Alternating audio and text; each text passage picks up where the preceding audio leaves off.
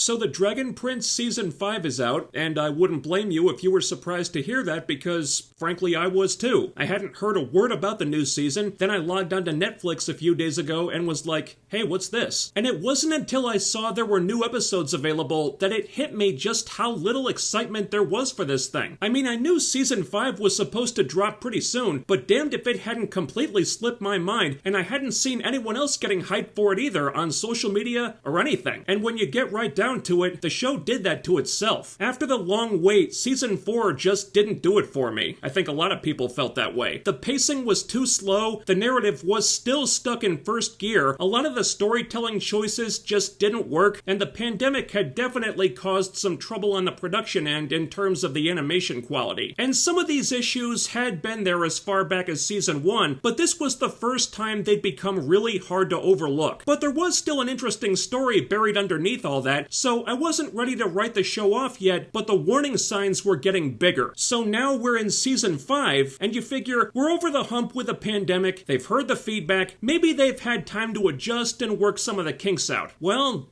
turns out no. Not only was this not the recovery from Season 4 they needed, but we may have officially reached the point where all the issues the Dragon Prince has had since day one have finally compounded on the show to where I don't think it's fixable anymore. And that's not even counting the production stuff, which I really don't understand. I know the pandemic threw monkey wrenches into a lot of projects, but other animated shows continued on without any noticeable dips in quality, and even if that was their excuse last season, what is it now? In Season 4, the character animations didn't look the same. They were kind of stiff, and the faces weren't as expressive as they used to be, but I didn't think it was that big a deal, and I gave them a pass because of everything that was going on. Now, it's a full season later, and I'm pretty sure it's gotten worse. They should have worked this shit out by now, but the faces barely convey emotion at all anymore. A lot of the time, characters just look like this. Whether they're happy, or sad, or excited, or scared,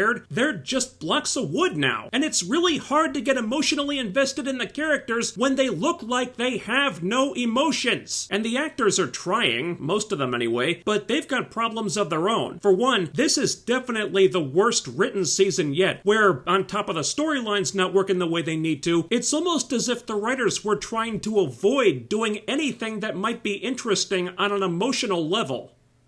I'll get to it. But as long as I'm on the actors, I can't not mention this. I don't like picking on child actors, but wow. The kid who plays Ezrin had a really bad season. I'm not sure why, but I think it's a combination of the character aging out of the actor and Ezrin just getting a lot of bad lines in general. And it's weird because the actor was alright when Ezrin was a little kid, but now Ezrin is a tween and a king, so he needs to sound like he's older and also command a certain amount of authority and gravitas when he makes big speeches and stuff, and I just don't think the actor has it. Ezrin's dialogue sounds so stilted and unnatural now, more than it was even in Season 4. Plus, he's about at the age when his voice should be changing and getting deeper, so he looks older, but he still sounds like a little girl, because the actor is a girl. Ezrin's voice is just super awkward this season. I could not get past it, and with the way animation works, the writing and voice recording for at least Season 6 has probably already been finished for quite a while, so I don't see it getting any better. And that's only gonna cause more problems, I'm afraid, because man, did the writing take a nosedive this season. Nearly everything I talked about in the Season 4 review is an even bigger problem now. The setting might change a little bit, but there's nothing new about the story or how it's being told. There have been no shakeups. It's the same damn format all over again, with the same groups of characters traveling across Zadia trying to get to a different place and find a different thing. And yet again, they make you think the big payoff to everything is coming this season, and then it doesn't. It's always next season, and I'm not falling for that trick this time. I knew Season 5 was going to end on another unsatisfying cliffhanger, because that's what always happens. And I'm wise to their shit now. They get you excited for something, and then they kick it down the road over and over and over again until you get so sick of waiting for it that you're not even enjoying the ride anymore. And what makes it so frustrating frustrating is that it's completely unnecessary. There is no reason, no good reason, why the pace can't speed up, why the narrative can't advance more quickly. The bad reason why it doesn't, I think, is because they didn't have enough plot to fit the number of seasons they were contracted for. That's why the narrative is still moving so damn slowly, because there really isn't that much story here, so the writers have to keep stretching it out, which means that we're still getting a lot of padding, a lot of pointless detours and side quests, a lot of painfully unfunny comedy bits that go on way too long, and you can tell that the writers are really starting to struggle now because the tricks they keep using to drag things out are getting flimsier all the time. For example, early on in the season, Callum and Rayla are traveling to Luxoria, and there are scenes where these two are deciding whether or not to stop at an inn for the night, and then scenes the next morning where they're like, wow, that was a good night's sleep. I'm really glad we stopped at that inn for the night.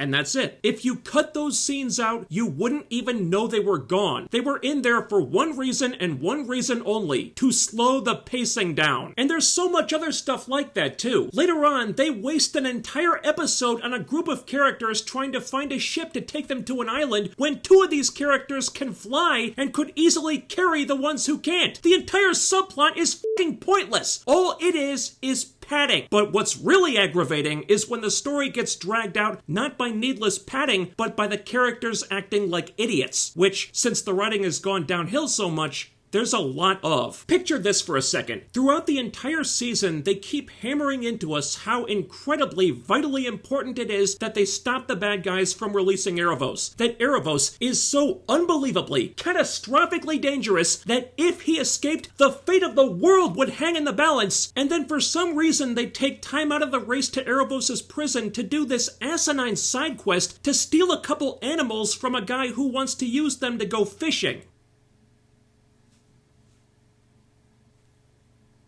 What the f***?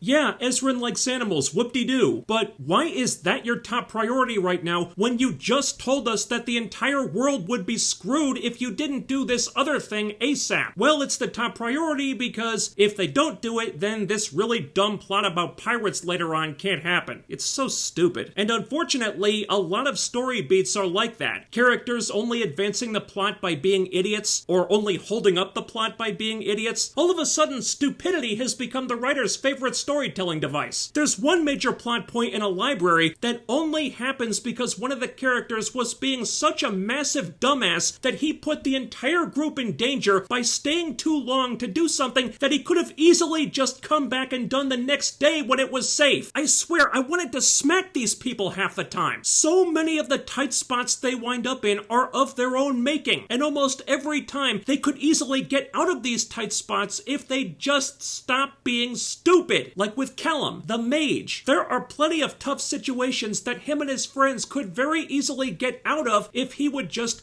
do a spell, or do a different spell. A spell we've seen him do before, but he doesn't, because if he did, then the danger would be over, and we wouldn't have a story. And the same thing applies to most of these characters. So more often than not, the reason they're in danger is because they're idiots who don't think. And it's not just the lack of thinking that was pissing me off, it was also the lack of feeling. The emotions between the characters and their various relationships feel completely disingenuous now. I couldn't tell you why this is, but the writers seem to have become terrified of having any character conflict whatsoever. And there's no better example of this than the Callum Rayla thing. This was already bugging the crap out of me in season 4. Rayla takes off for 2 years, breaks Callum's heart, then she comes back and she never apologizes for hurting him. He never gets angry or upset with her for hurting him, and they were still doing everything they did before. They still went off adventuring together again. They were never really on the outs. They never even had a single fight or argument. Callum just acted mopey for a few episodes while Rayla waited for him to get over it, and then it just kind of resolved itself with no conflict. They did nothing with the breakup at all, so again, the whole thing just felt pointless. The writers might as well have gone into it thinking, how can we handle a breakup storyline in the most boring way imaginable? For crying out loud, Brooklyn Nine-Nine parodied breakup scenarios like this. I think we should break up.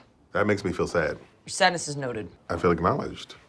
Thank you for breaking up with me. Imagine that, but played seriously, and also minus the acknowledgement. That's pretty much how the breakup went. Yawn. And guess what? That story continues this season. This time, their arc is about growing close again and healing the rift between them, and the whole thing falls flatter than a pancake. I couldn't have given less of a shit about it. You didn't earn this. Callum and Rayla coming back together doesn't mean anything because their breakup didn't mean anything. What rift is there to heal when they were never even really estranged? For f***'s sake, Amaya gets more upset about it than Callum ever did. The writers never explored any of the hard feelings that these characters should have had about this. If anything, they ignored them and then got even more careless with it from there. At one point, Rayla lies to Callum and steals something. Something that Callum should have been upset about. Something he had every right to be upset about, but instead of actually getting upset about it and taking Rayla to task for once, he just instantly lets it go. It's treated like such a nothing burger, they don't even bother discussing it afterward. And there are multiple times when stuff like this happens. Times when a character will do something that you damn well think a person they're close to would be upset about or would take issue with, for very good reasons, mind you, but they don't. There are no fights, no arguments, no anything. That person just instantly accepts it happily, even though this thing could cause a lot of problems or be really dangerous. Even past transgressions have been utterly glossed over. Like, we see Rayla being really sad about her parents and Runan being trapped in those dark magic coins. Her parents, okay, but why is she crying about Runan? Yeah, they tell us that he raised her as a surrogate father, but we, the audience, never saw that. When we did see them together, he was very stern. They didn't really seem to be that close, and the last time they were together, he was trying to kill her. I will kill you. Probably.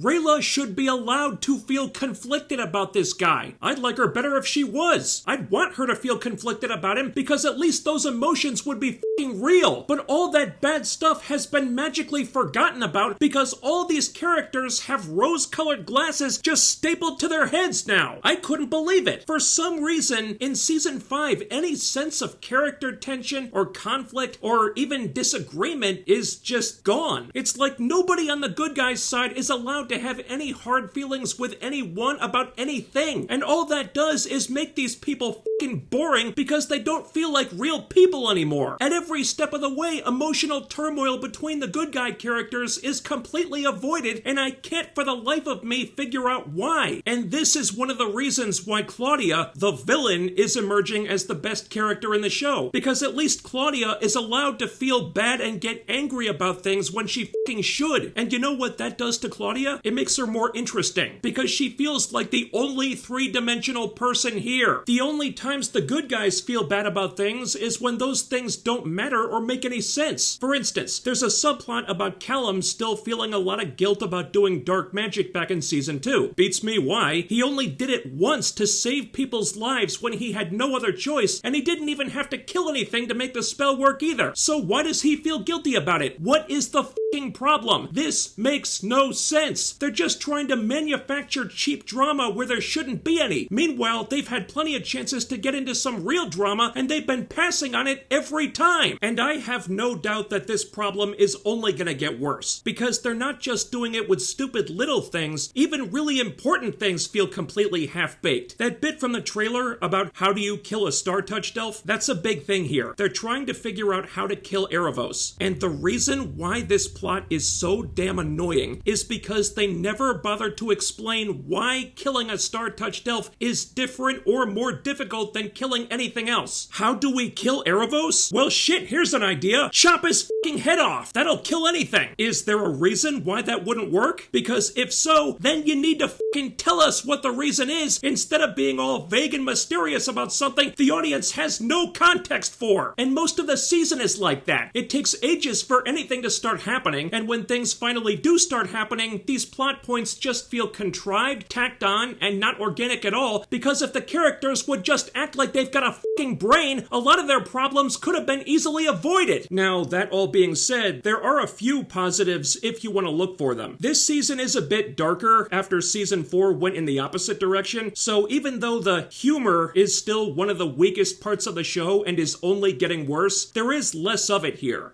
Thank you. To my surprise, the Sun Elf plot is much less annoying this time, and we see less of that too, so we only check in with them when there's a good reason now. Soren gets more respect this season. They give him some moments to shine after he was kind of ignored last time. I like watching Claudia get pushed further down that dark path as she gets more and more desperate to save her dad. That's one of the more interesting things they've got right now, even though she is one of the bigger victims of the slow pace this season. So there's a bunch of episodes of her group just kind of traveling and not really doing anything and building up stuff that doesn't get paid off. And while there isn't a ton of good character work to be had, Viren gets a good deal of it. He's finally forced to confront all of his regrets and mistakes and how they've led him to where he is, and I wish the whole season had been more like this because it's some of the best stuff they do. Unfortunately, it's another case of a lot of buildup and no payoff, because Viren has basically been dodging the same bullet for 3 seasons now, and it's getting pretty ridiculous that the damn thing hasn't hit him yet. The writers are so hesitant to pull the trigger on any of these big plots they've been developing for ages, and at this point, by the time that finally happens, if it even does, I don't know if I'm even gonna care anymore. I mean, if you look back on this new story arc the writers have been working on for the last 2 seasons, not that much has actually happened. Characters are still running around trying to find stuff, Erebos is still not free despite how urgent they keep telling us that story is, and the narrative never gets to fire on all cylinders, so why they continue to string it along like this is beyond me. We're still waiting for all the big stuff they were promising at the beginning of Season 4, and in some cases Season 1, and my guess is we probably still won't get it until the very end of Season 6 at the earliest, and frankly,